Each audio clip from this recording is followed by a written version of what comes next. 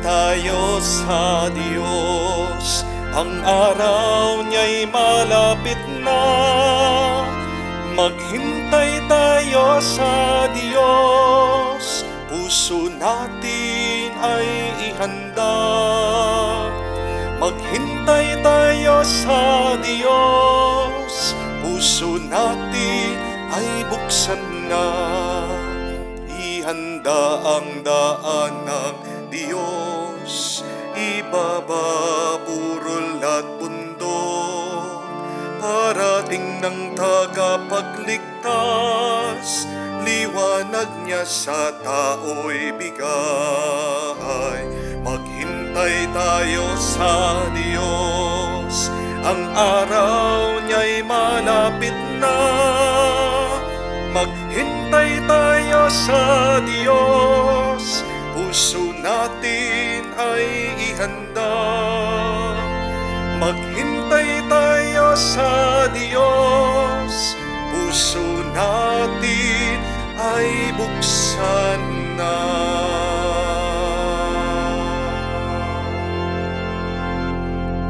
Sa ngalan ng Ama, ng Anak at ng Espiritu Santo, Amen. sumainyo ang Panginoon. At sumainyo rin. Mga kapatid, sa araw na ito ating pinagdiriwang ang kapistahan ni San Ambrosio, obispo at isa sa mga pantas ng ating simbahan. Napakaganda po ng isang turo ni San Ambrosio. He said that prayer are our wings that fly the soul to heaven. And meditation is our eyes that helps us to see God. Tayo'y nagpapasalamat dahil sa pamamagitan ng ating pagdarasal, ng ating pagninilay, mas napapalapit tayo sa Diyos. Nakikita natin ang Panginoon sa ating buhay. Ang Panginoon lang, ang ating Diyos na si Jesus, ang sagot sa lahat ng ating mga pangangailangan. Siyang gamot sa ating sakit. Siyang kapayapaan sa ating mga takot. Siyang lakas sa ating panghihina. Kaya naman, minsan pa, tayo'y magpakumbaba sa Kanya. Pagsisihan natin ang ating mga pagkakasala para makita tayong karapat-dapat na makatanggap muli sa tunay na pagkain ng ating kaluluwa, ang Kanyang banal na katawan at dugo. Inaamin ko Sa makapangyarihang Diyos at sa inyo mga kapatid, na lubha akong nagkasala sa isip, sa salita, sa gawa at sa aking pagkukulang. Kaya'y sinasamo ko sa mahal na Birheng Maria, sa lahat ng mga anghel at mga banal, at sa inyo mga kapatid, na ako'y ipanalangin sa Panginoong ating Diyos. kaawaan tayo na makapangyarihang Diyos, patawarin tayo sa ating mga kasalanan, patnubayan tayo sa buhay na walang hanggan. Amen. Panginoon, kaawaan mo kami. Panginoon, kaawaan mo kami. Kristo, kaawaan mo kami. Kristo, kaawaan mo kami. Panginoon, kaawaan mo kami. Panginoon, kaawaan mo kami. Manalangin tayo. Ama naming makapangyarihan, ginawa mong maging dalubhasa sa pagtuturo tungkol sa pananampalatayang Katoliko at uliran sa paninindigan gaya ng sa mga apostol si San Ambrosio. Pukawin mo sa iyong sambayanan ang mga hinirang mo para makapamahala na may karunungan at katatagan. Alinsunod sa nakakalugod sa iyo sa pamamagitan ni Hesukristo kasama ng Espiritu Santo, magpa sa walang hanggan. Amen.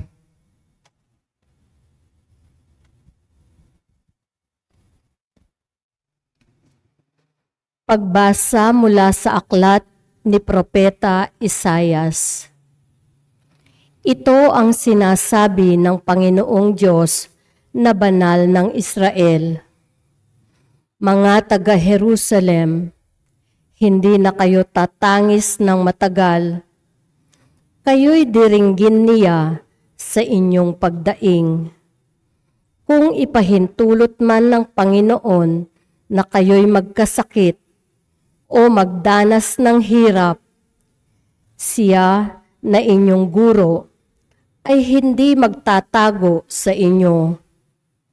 Maririnig ninyo ang kanyang tinig at siya ang laging kalakbay ninyo upang ituro ang inyong daraanan. Bibigyan niya kayo ng masaganang ulan para sa inyong mga tanim upang kayo'y mag-ani ng sagana. Ang inyong mga kawan ay makasusumpong ng malawak na pastulan. Ang mga pang-araro ninyong mga baka at asno ay mananagana sa pinakamainam na pagkain ng hayop. Mula sa matataas ninyong mga bundok at burol, dadaloy ang mga batis. Pagdating ng panahon ng kakilakilabot na pagpuksa at pagkawasak ng mga muog, magliliwanag ang buwan na animoy araw, at ang araw na may magliliwanag ng 7 ibayo, parang liwanag ng 7 araw na pinagsama-sama. Ito'y mangyayari sa araw na talian at pagalingin ng Panginoon ang sugat ng kanyang bayan. Ang salita ng Diyos. Salamat sa Diyos. Mapalad ang umaasa sa Panginoon tuwina. Mapalad ang umaasa sa Panginoon tuwina. Purihin ang Panginoon. O kay buti ng umawit at magpuri sa ating Diyos. Ang magpuri sa Kanya'y tunay na nakalulugod. Ang lungsod ng Jerusalem muli niyang ibabalik sa Kanyang mga lingkod na natapon at nalupig. Mapalad ang umaasa sa Panginoon tuwina. Yaong mga pusong wasak ay Kanya ring lulunasan. Ang natamo nilang sugat, agad-agad tatapalan. Alam niyang natitiyak ang bilang ng mga tala, isa-isang tinatawag, yaong ngalang itinakda. Mapalad ang umaasa sa Panginoon tuwina. Panginoong ating Diyos ay dakila at malakas. Ang taglay niyang karunungan ay walang makasusukat. Yaong mapagpakumbabay, siya niyang itataas. Ngunit yaong mapaghambog, sa lupa ay ibabagsak. Mapalad ang umaasa sa Panginoon tuwina.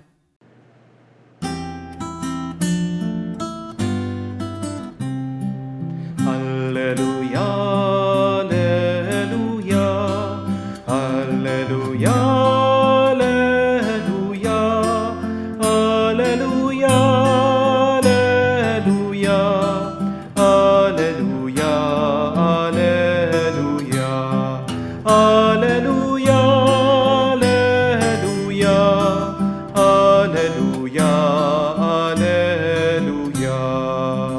Panginoon, aming hukom, haring nag-uutos ngayon, kaligtas sa iyong ihahatol. Aleluya, aleluya.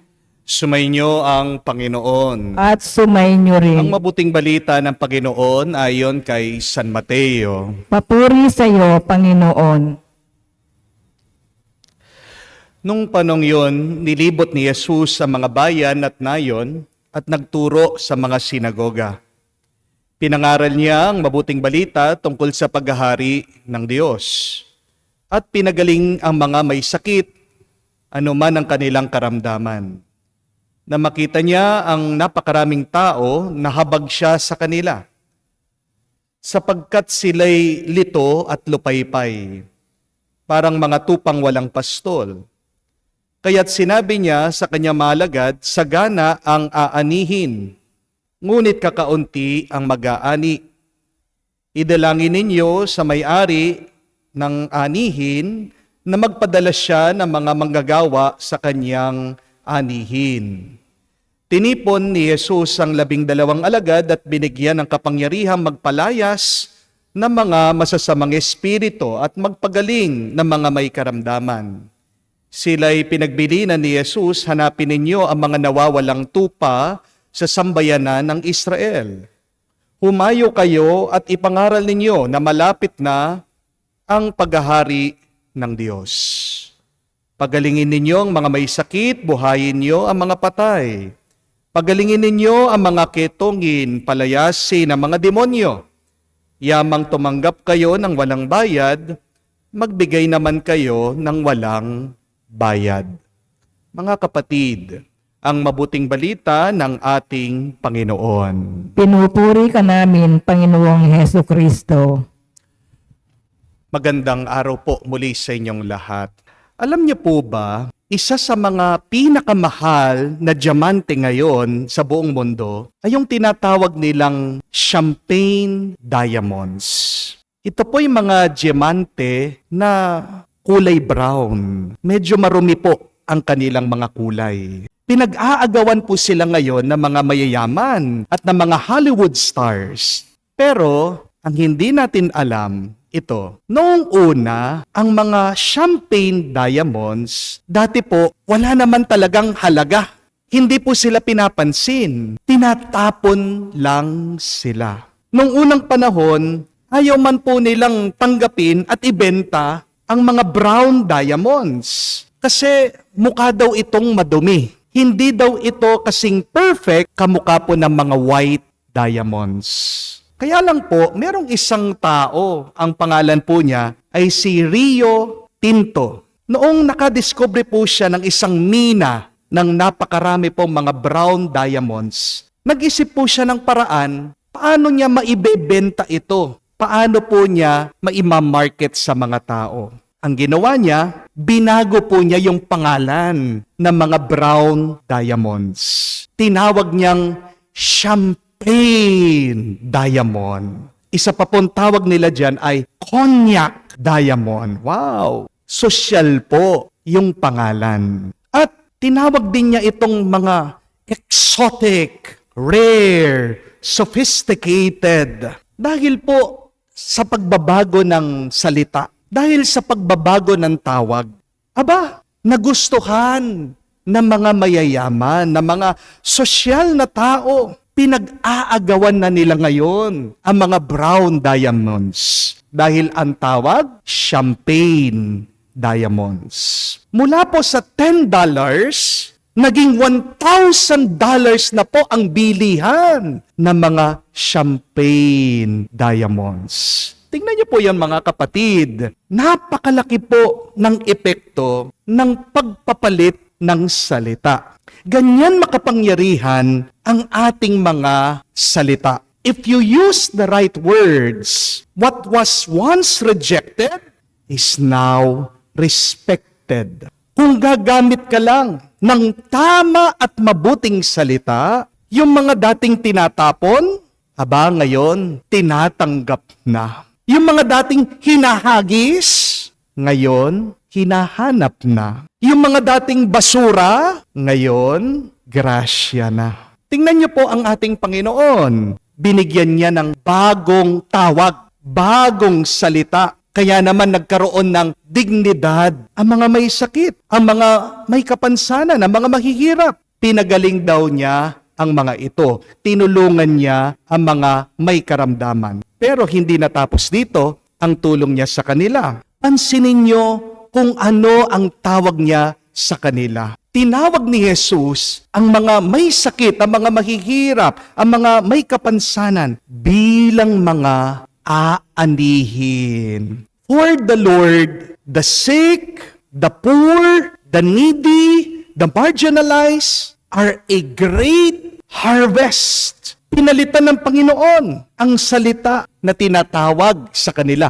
Hindi na sila ngayon rejected. They are now accepted. They are now respected by God. From being a problem, they are now a blessing. Para sa Diyos, hindi naman talaga pabigat ang mga nahihirapan. Para sa Diyos, ang mga naghihirap, ang mga may sakit, siyang kayamanan niya. Dahil po nag-iba ang tingin ni Jesus sa mga may sakit at nahihirapan. Nag-iba din po ang trato niya, ang pakikitungo niya sa kanila. Kaya, kung gusto din natin na gumanda ang ating buhay, anong kailangan nating gawin? Baguhin mo ang salitang ginagamit mo araw-araw.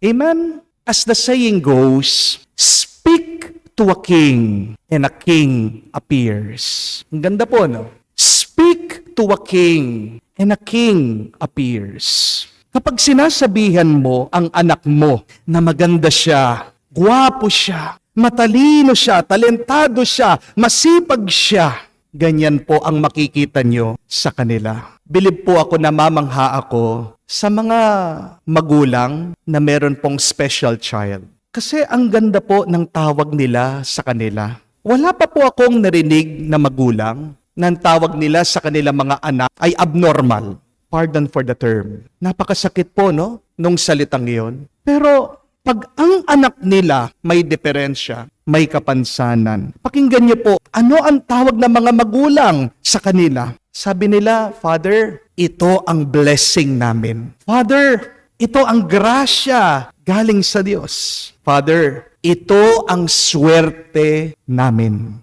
Mahirap po ang merong anak na may special needs. Pero kung ganito magsalita ang mga magulang, ang pamilya, makikita niyo po, nag-iibang karanasan nila. Dahil napakaganda ng tawag nila sa kanilang mga anak, makikita niyo po sa kanilang mga muka, napakasaya nila, nakangiti sila. Yung mga may kapansanan, ano po ang tawag natin sa kanila? Diba? PWD. Ano pong ibig sabihin ng PWD? Kung hindi persons with disability. Masakit din po yon. Minsan, nakaka-degrade, nakakawala ng dignidad, nakakabigay din po ng lungkot sa tao. Pero, pwede mong baguhin yung kahulugan ng PWD. Alam niyo po ba yon? Instead of saying, I am a person with disability, say this, I am a person with a dream. PWD, ang ganda po, no? Dati, may kapansanan ka. Pero ngayon, oo, meron kang problema, meron kang diferensya. Pero sa loob mo, may panaginip ka. You can be a person with a disability or you can choose. Be better. Be a person with a dream. Tingnan niyo po yung pagbabago ng salita. Napakalaki po ng epekto niyan ng bunga sa nararamdaman ng isang tao. Kaya ang Panginoon, ginamit niya ang salita niya para baguhin ang mga tao. Sa umpisa pa lang ng Ebanghelyo, anong ginawa ng Panginoon? Siya'y nagtuturo. At sabi niya sa kanyang mga alagad, pumunta kayo sa lahat ng bayan. Mangaral kayo, sabihin niyo, malapit na ang paghahari ng Diyos. Ginagamit ni Jesus ang salita niya para baguhin ang ating karanasan, para pabutihin ang ating pagkatao. Kaya sabi din niya sa kanyang mga alagad, cure the sick, raise the dead, cleanse the lepers, drive out demons.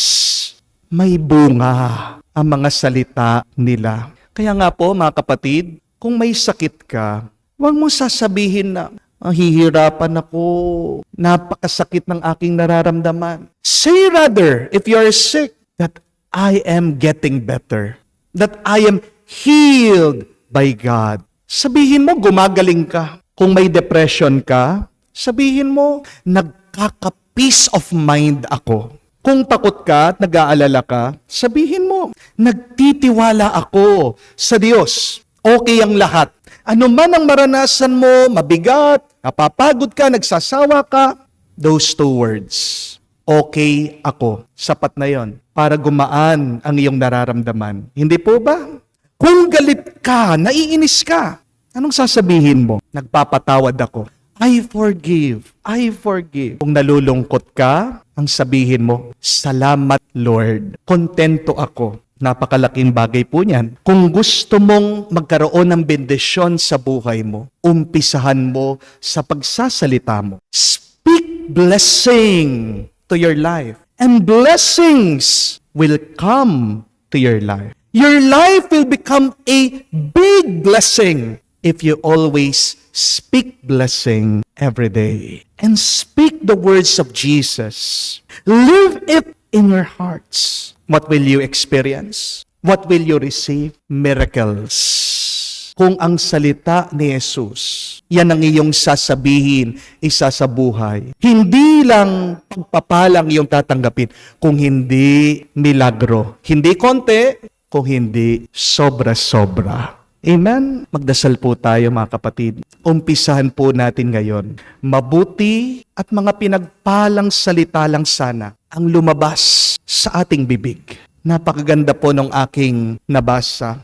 I want to share this to you. Only open your mouth if what you're going to say is more beautiful than silence. Ganda po, no? Buksan mo lang ang iyong bibig kung ang sasabihin mo ay mas maganda pa kesa sa katahimikan. Gagandang buhay mo. Bubuti ang karanasan mo. Makakatanggap ka ng pagpapalat milagro. Umpisan mo sa iyong pagsasalita. Amen.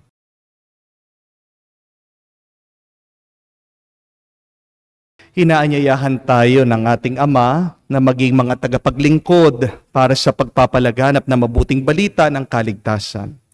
Manalangin tayo para sa higit na pag-unawa sa kabuluhan ng ating misyon at kinakailangang katatagan upang matupad ito. Ating sabihin, Panginoon, dinggin mo kami. Panginoon, dinggin mo kami. Ang simbahang naglalakbay, naway higit na humikayat sa tao para sa ganap na pagbabago sa pamamagitan ng kanilang tapat na pagpapatutuo kay Kristo sa kanilang mga gawa at salita. Manalangin tayo sa Panginoon. Panginoon, dinggin mo kami. Ang mga misyonero sa mga lupaing banyaga, naway maging mabisang tagapaghatid ng ebanghelyo ng kaligtasan sa pamamagitan ng kanilang pamumuhay. Manalangin tayo sa Panginoon. Panginoon, dinggin mo kami. Ang mga magulang, naway may pamana sa kanilang mga anak ang kanilang pananampalataya sa pamamagitan ng kabanalan ng kanilang pamumuhay. Manalangin tayo sa Panginoon. Panginoon, dinggin mo kami. Sa katahimikan po ng ating puso, banggitin din natin at sabihin sa Diyos ang ating mga personal na pangangailangan. Ama naming nasa langit, gabayin mo ang aming hindi matatag na paghakbang habang tinatahak namin ang iyong daan. Tulungan mo kami sa aming pagpupunyagi, patatagin mo ang aming loob kapag kami nag-aalinlangan. Aluin mo kami kapag kami ay nasasaktan. Hinihiling namin ito sa pamagitan ni Kristo aming Panginoon. Amen.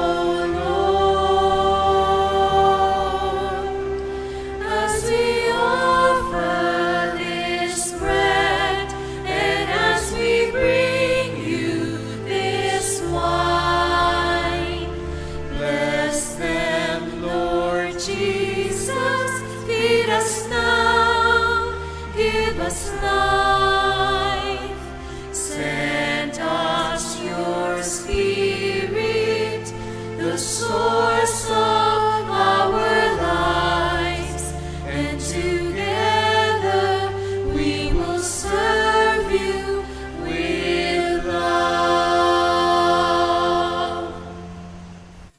Manalangin kayo mga kapatid para ang ating mga paghahain ay kalugdan ng Diyos amang makapangyarihan. Tanggapin nawa ng Panginoon itong paghahain sa iyong mga kamay sa kapurihan niya at karangalan sa ating kapakinabangan at sa buong sambayanan niyang banal. Ama naming lumikha sa aming ginaganap na pagdiriwang na ito, silayin nawa ang aming pananalig ng sinag ng Espiritu Santo na tumanglaw kay San Ambrosio para palaganapin ang kadakilaan mo sa pamagitan ni Jesucristo kasama ng Espiritu Santo, magpa sa walang hanggan. Amen. Sumainyo ang Panginoon. At sumainyo rin. Itaas sa Diyos ang inyong mga puso at diwa. Itinaas na namin sa Panginoon. Salamatan natin ang Panginoong ating Diyos. Marapat na siya ay pasalamatan. Ama naming makapangyarihan, tunay nga marapat ikaw ang aming pasalamatan sa pamamagitan ni Jesucristo na aming Panginoon.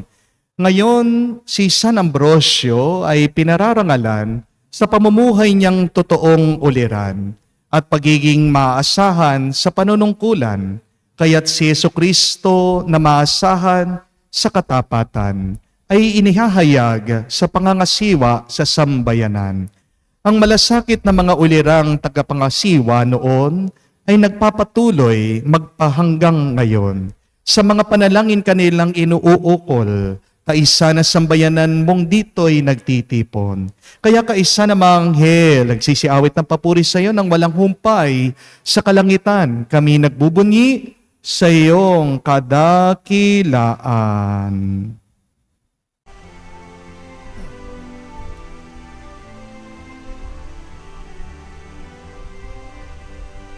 Santo, Santo, Santo, Panginoong Diyos ng mga hukbo, napupuno ang langit at lupa ng kadakilaan mo. Hosana, Hosana, sa kaitaasan, pinagpala ang naparirito sa ngalan ng Panginoon. Hosana, Hosana, sa kaitaasan. Hosana, Hosana, sa kaitaasan.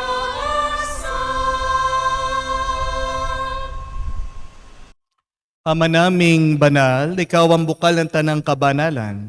Kaya't sa pamagitan ng iyong Espiritu, gawin mong banal ang mga kaloob na ito, upang para sa amin, maging katawan at dugo ng aming Panginoong Heso Kristo.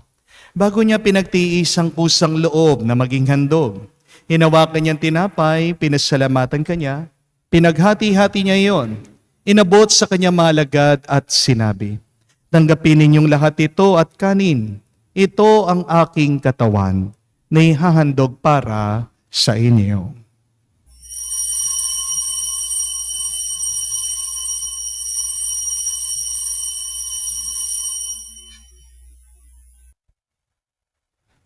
Gayon din naman na matapos ang hapunan, hinawakan niyang kalis, muli kanyang pinasalamatan. Inabot niya ang kalis sa kanyang malagad at sinabi, "Tanggapin ninyong lahat ito at inumin. Itong kalis ng aking dugo, ng bago at walang hanggan tipan. Ang aking dugo na ibubuhos para sa inyo at para sa lahat, sa ipagpapatawad ng mga kasalanan. Gawin ninyo ito sa pag-alaala sa akin."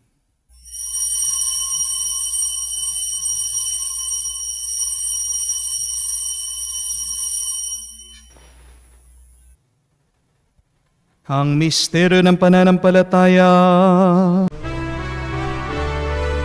Aming ipinahayag na namatay ang iyong anak, nabuhay bilang Mesiyas at magbabalik sa wakas para mahayag sa lahat.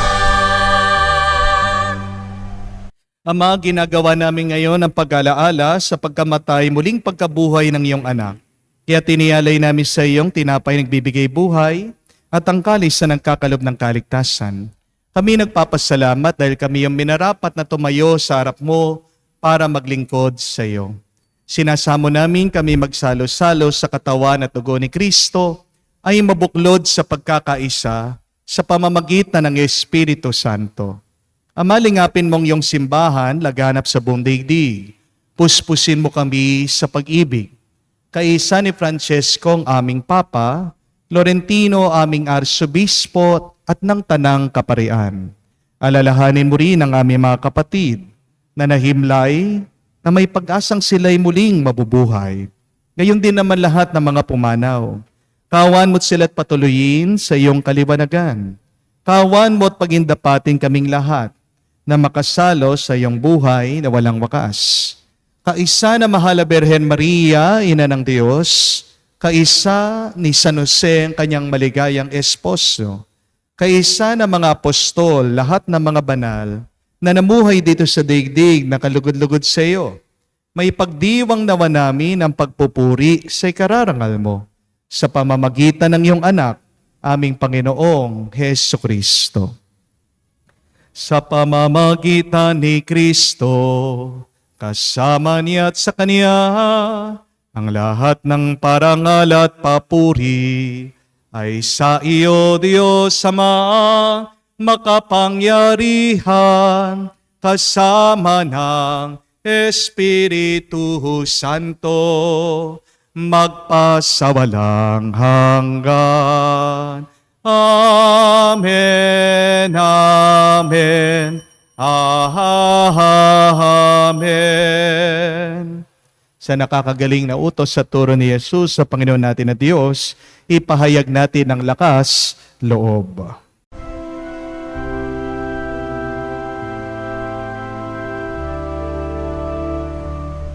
Ama namin, sumasalangit ka, sambahin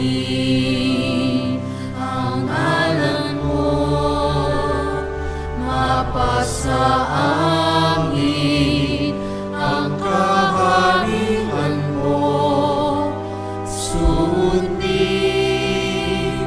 ang loob mo dito sa lupa para lang sa langit. Bigyan mo kami ngayon ng aming kakanin sa araw-araw at patawarin mo kami sa aming mga sala para ng pagpapatawad namin sa nagkakasala sa amin. At huwag mo kami ipahintulot sa tukso, at iadya mo kami sa lahat ng masama.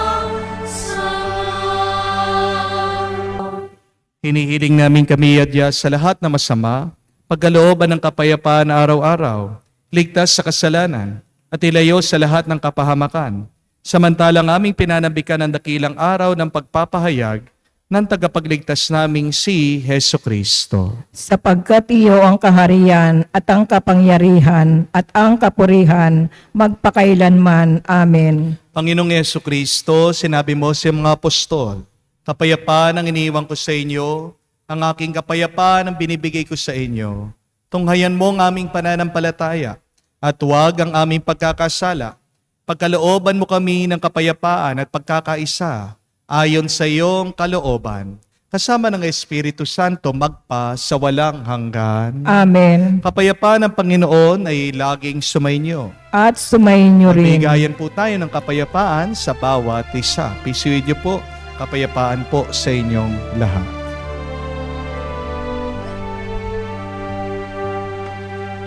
Kordero ng Diyos na nag-aalis ng mga kasalanan,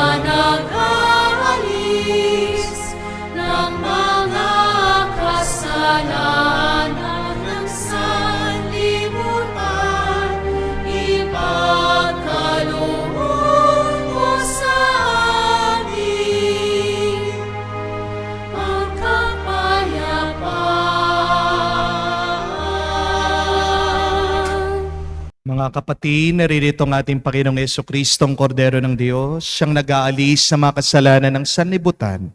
Mapalad tayong lumalapit sa piging ng Kordero. Panginoon, hindi ako karapat-dapat na magpatuloy sa iyo, ngunit sa isang salita mo lamang ay gagaling na ako.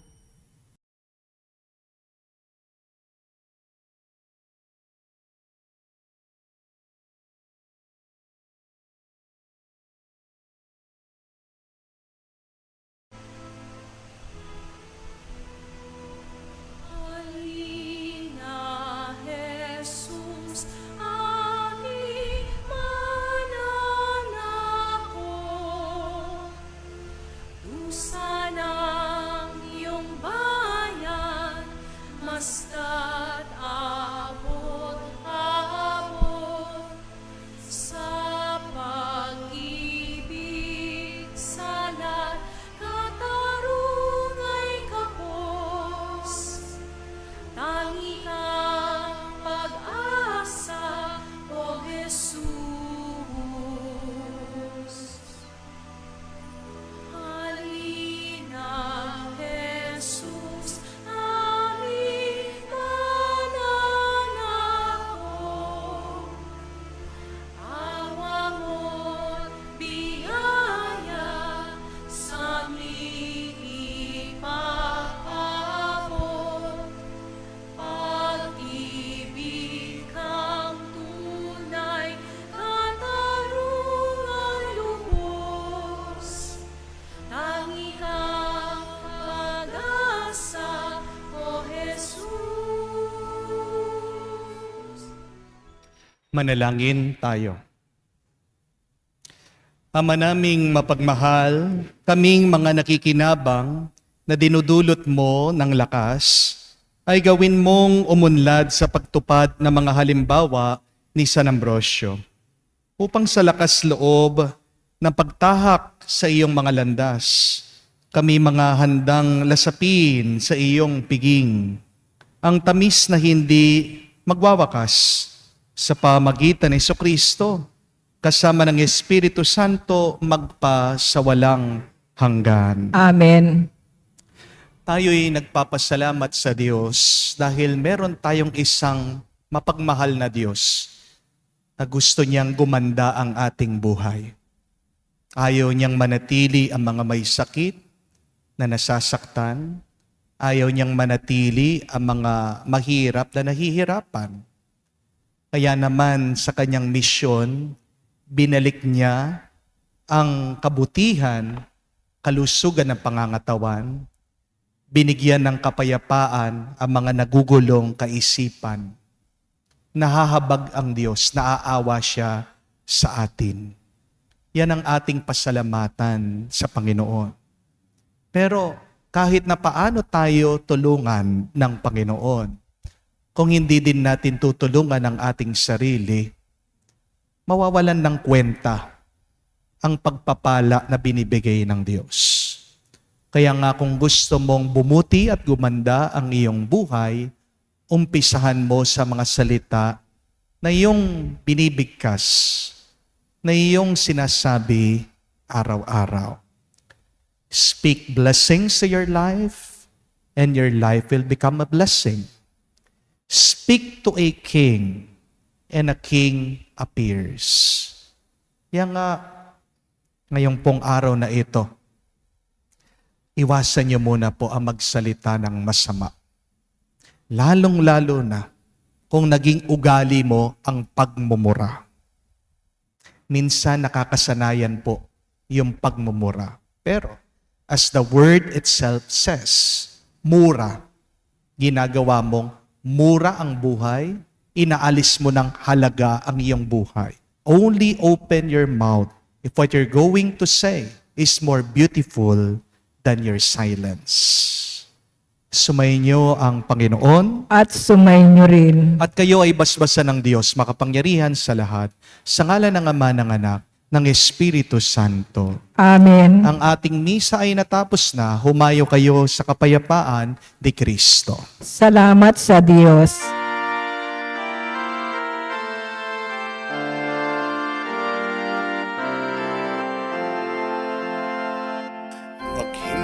tayo sa Diyos.